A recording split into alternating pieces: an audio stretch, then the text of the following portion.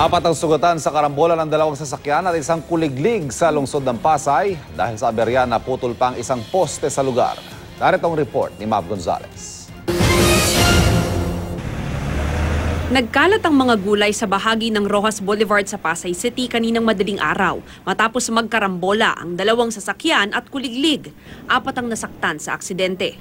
Ayon sa taxi driver, hindi niya napansin ang kuliglig na nakaparada sa gilid ng kalsada. Nagulat na lang ako kung meron nung nakaparada na kuliglig nga.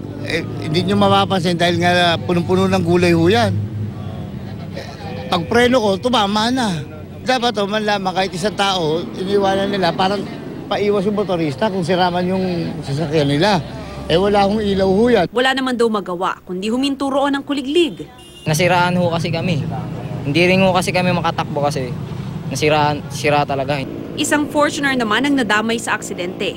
Pag-iwas daw nito kasi sa banggaan, nagdire-diretso naman sa isang poste. Sa lakas ng pagkakasalpok, naputol ang poste at nawasak ang unahan ng SUV. Itinakbo sa ospital ang mga pasahero ng taxi at driver ng SUV na nasugatan.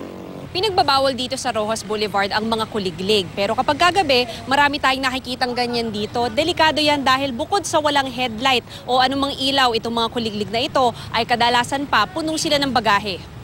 Alam po namin bawal.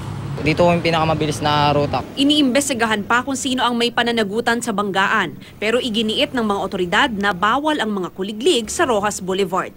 Ito ang unang balita sa Pasay. Mav Gonzalez reporting.